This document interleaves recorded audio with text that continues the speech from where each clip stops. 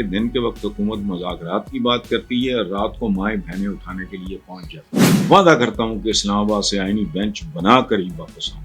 کھلے الفاظ میں بتا رہا ہوں، ہمارے جسم کے ٹکڑے ٹکڑے بھی کر دیے جائیں، جبری ووٹ مانگا جائے گا تو نہیں دیں۔ آئین سازی کے لیے مجھے مجبور نہ کیا جائے، ورنہ مجھے میرے ناپسندیدہ راستے پر چلنا پڑے گا۔ آگے انہوں نے کہا، عزت سے زیادہ عزیز کوئی چیز نہیں، عزت پہ حرف آیا تو آئین اور قانون پیچھے رہ جائے۔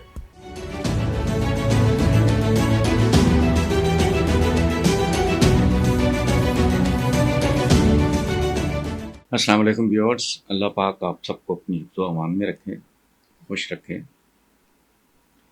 آج کل تو ایک ہی چیز پورے ملک پہ چھائی ہوئی ہے، اسی کے بارے میں تھوڑی بات آپ کے ساتھ شیئر کرتا ہوں۔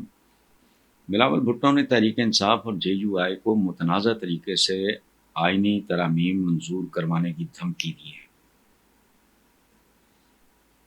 اس ملک کے پولیٹیشنز کو سمجھ نہیں آتی، بہت ساری دھمکیاں دی گئی ہیں جن کے نتیجے میں آج ملک اس حال کو پہنچا ہوا ہے۔ بہرحال بلاول نے کہا کہ اگر اپوزیشن نے آئینی ترمیم کو ووٹ نہ دیا تو پھر میں متنازع اور ظالمانہ طریقے سے نون لیگ کی حاصل کردہ 2/3 اکثریت سے آئین سازی کروں گا۔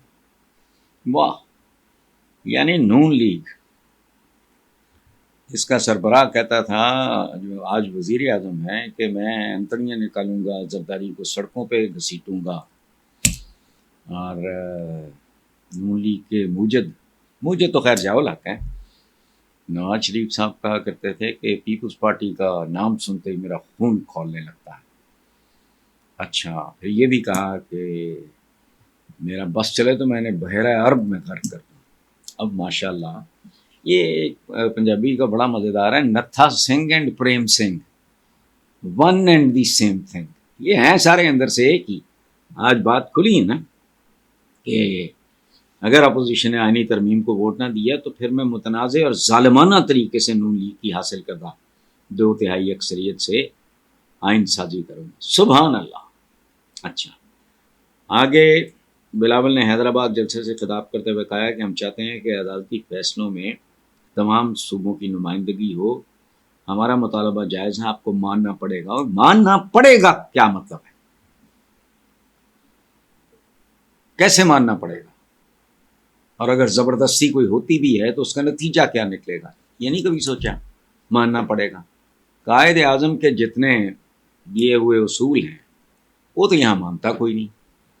Unity, faith, discipline, Quaid Azam کے بارے میں کہتے تھے انکرپٹیبل ہے، ان پرچیزیبل ہے، اسے خریدا بھی نہیں جا سکتا، کرپٹ بھی نہیں کیا جا سکتا۔ تو آپ لوگ کس طرح کا مجمع آپ کو ماننا پڑے گا؟ کیوں ماننا پڑے گا؟ ہو جائے اگر ہونا ہے، لیکن اپنی زبان چیک کریں۔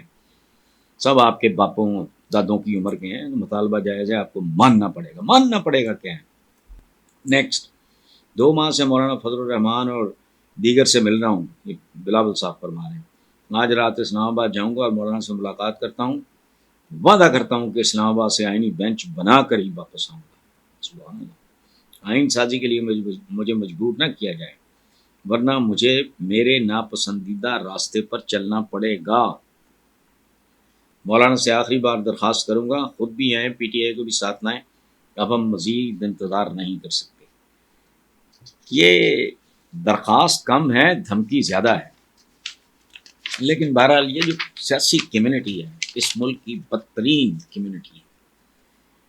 اچھا، مزید صاحبزادہ بلاول بھٹو کہتے ہیں اپوزیشن نے کہا عدالت نہیں بینچ ہوگا، میں نے کہا بینچ بنا لیں، نمائندگی برابر رکھیں۔ یہ بات جائز بنتی ہے۔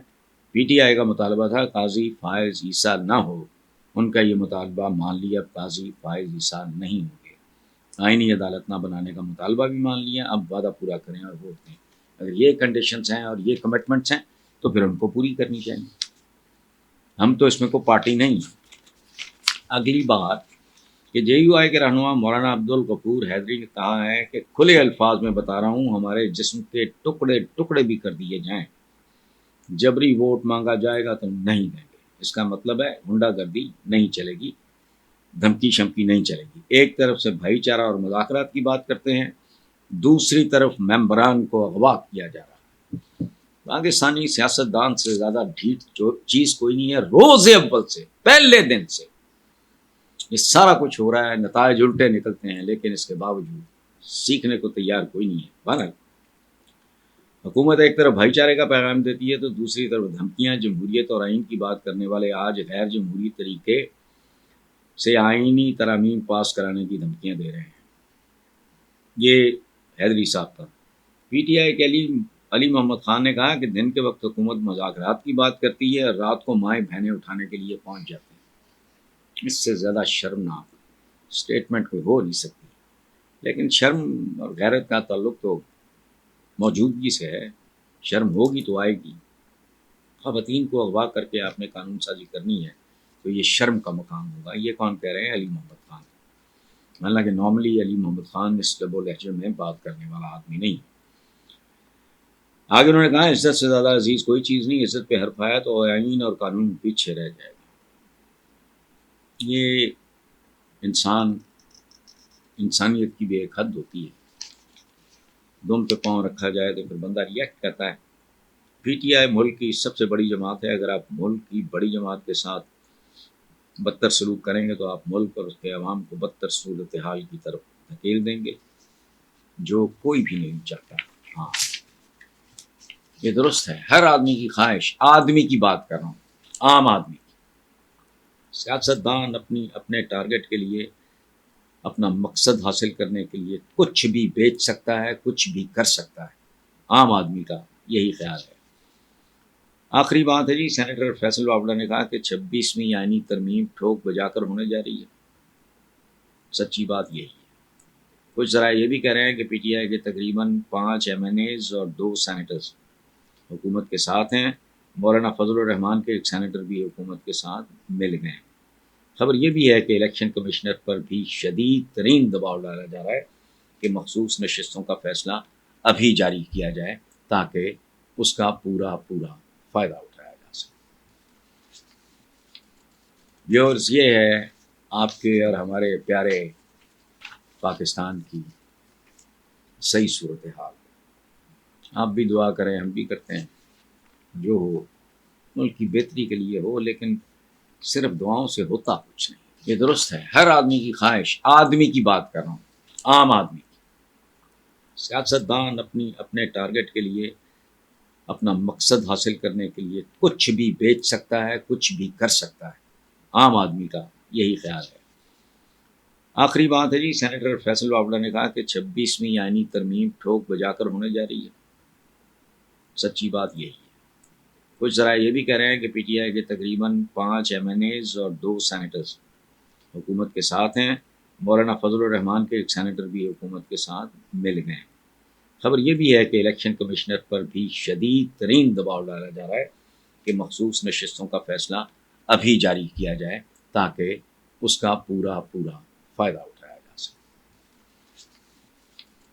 ویورز، یہ ہے آپ کے اور ہمارے پیارے پاکستان کی صحیح صورتحال۔